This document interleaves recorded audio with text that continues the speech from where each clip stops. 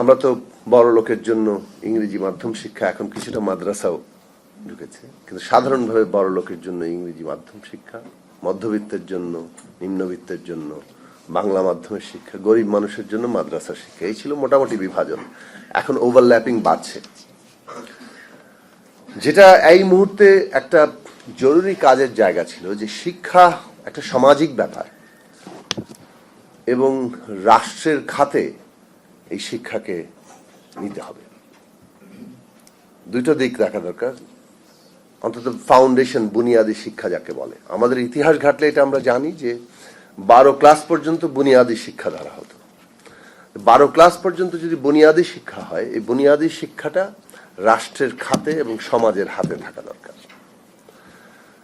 রাষ্ট্রের খাতে যেহেতু রাষ্ট্রের অনেকগুলো জিনিস ডিটারমিন করার জায়গা আছে, সমাজ এটার ওভারসি করার দায়িত্বের জায়গা থাকবে।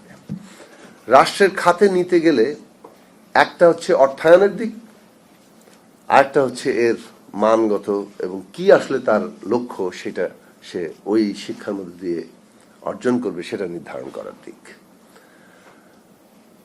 এখন শিক্ষার মাধ্যমে যদি একটা জাতীয় গঠন সম্পন্ন হয় কিংবা সম্পন্ন হওয়ার প্রক্রিয়ায় থাকে, সে কারণে আমাদের দরকার যে আমরা যাতে এমন একজন নাগরিক তৈরি করতে পারি যে নাগরিক নিজেকে কোনো ধরনের ডিসক্রিমিনেশনের ফিলিং থেকে বাইরে ভাবতে পারবে। এখন সেই কারণেই আমাদের শিক্ষার অন্তত 12 ক্লাস পর্যন্ত, যাকে বলে যে সিলেবাস, সেটা যে প্রতিষ্ঠানই হোক, মাদ্রাসাতে হোক আর ইংলিশ মিডিয়ামে হোক কিংবা বাংলা মিডিয়ামে হোক, ইংলিশ ভার্সনে হোক, শিক্ষা যখন পর্যন্ত রাষ্ট্রের আওতার মধ্যে যতদূর পর্যন্ত থাকবে, সেখানে একটা কমন সিলেবাস অবশ্যই পাঠ্য হতে হবে। সেইটুকু ন্যূনতম জায়গা রাষ্ট্রের ঠিক করা উচিত। না হলে সে শুরু থেকেই এমন ধরনের মানুষ তৈরি করতে হবে, বিশেষত এবং মিডিয়াম কোন ভাষায় সে শিখবে। আমরা তো 3 ভাষায় মানে আমাদের নাগরিককে তৈরি করছি। ভাষার মধ্য দিয়ে তার বিশ্বদৃষ্টিটা তৈরি হয়, তার নিজের কোন ভূমিতে সে দাঁড়িয়ে আছে সেটাও তার মধ্যে উপলব্ধি হয়। তো নিজের ভূমি সম্পর্কে না আছে কোনো ধারণা, না কি তার বিশ্ব দৃষ্টিভঙ্গি। তো এখন এই যে অবস্থাটা আমরা সৃষ্টি করছি, এক ধরনের উৎকেন্দ্রিক, ভূমি থেকে বিচ্ছিন্ন, যার ফলে কোথাও জায়গা পাচ্ছে না। এমনকি বিশ্বেও চলাচল করে কোথা থেকে দুনিয়াটাকে দেখবে সেই দেখার জায়গাটা স্পষ্ট না। ফলে আমাদের দেশের জনগোষ্ঠীর যে পরিণতি দাঁড়াচ্ছে, সেটার পেছনে এই শিক্ষার এই বিষয়গুলো, মানে মিডিয়াম অফ এডুকেশন, মানে শিক্ষার মাধ্যম কি হবে, সেটা অত্যন্ত গুরুত্বপূর্ণ। সেটা এখন পর্যন্ত ঠিক করা যায়নি। তো বিপ্লব তো করেছি আমরা, জুলাই বিপ্লব নিয়ে আমাদের যে নানানভাবে দাবি, সেটা তো আছেই। সবাই আমরা দাবি করি যে জুলাই বিপ্লব হয়েছে, কিন্তু তার কোনো ছিটে ফোটা কি বলে যে একটা প্রতিফলন বিভিন্ন বিষয়ের দিকে তাকালে আর পাওয়া যায় না। বিশেষত শিক্ষায় আসার পরে তো দেখা যায় কিছুতেই পাওয়া যাচ্ছে না, কোনো প্রতিফলনের জায়গাতেই মানে পাওয়া যাচ্ছে না। তো আমরা এটা দুঃখজনকভাবে বলতে হবে যে যে মিনিমাম পরিবর্তনগুলো আমরা দেখা উচিত ছিল, সেই পরিবর্তনগুলোরও এখন পর্যন্ত কোনো লক্ষণ নেই। যেটা আমরা দাবি করতে পারি সরাসরি, যে এই বুনিয়াদী শিক্ষার জন্য পুরো বাজেট সরকারকে দিতে হবে।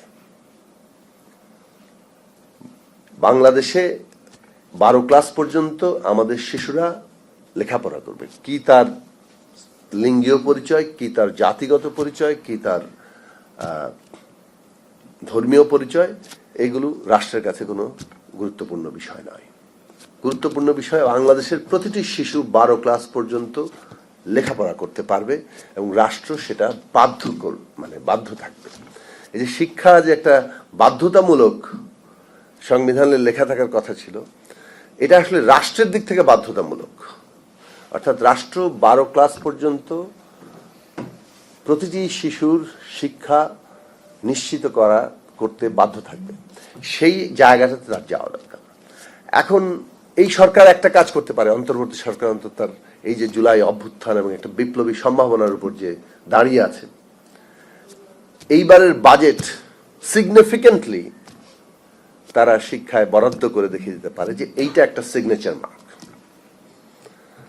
আমরা শুনতে পাচ্ছি যে টাকার অঙ্কে কিছুটা বাড়িয়ে সর্বোচ্চ বরাদ্দটা শিক্ষায় আছে বলে এবারের বাজেট হয়তো তৈরি হবে, কিন্তু বুঝ দিলে তো হবে না। বুঝ দেওয়ার চেষ্টা করেন না যে আমরা কিন্তু কিছু করেছি, সিগনিফিকেন্টলি কিছু করেন, যেটা অনুসরণ করা পরবর্তী ধারাবাহিকতায় এক ধরনের চাপ সৃষ্টি হবে। সিগনিফিকেন্টলি বাজেটকে এটা করেন। জিডিপির হিসাব নিয়ে অনেক গন্ডগোল আছে বাংলাদেশে, ফলে জিডিপির হিসাব থেকে কত পার্সেন্ট ধরবেন।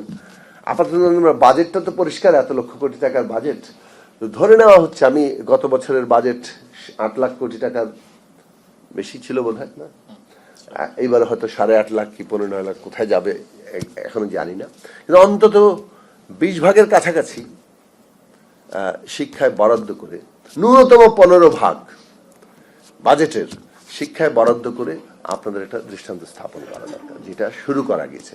এবং জিডিপির 5 ভাগ পলিটিক্যাল পার্টিগুলোর অঙ্গীকার আছে। 31 দফায় যুগপৎ আন্দোলনে শিক্ষা এবং স্বাস্থ্যের জিডিপির 5 ভাগের বরাদ্দের কথা বলা হয়েছে। তাতে অন্তত পক্ষে 5 বছরের শাসনে মেয়াদে একটা দল সেই জায়গায় পৌঁছানোর সে অঙ্গীকার করেছে। আপনারা প্রথম বছরেই একটা ল্যান্ডমার্ক তৈরি করেন যাতে করে সেই জায়গায় আমরা পৌঁছাতে পারি।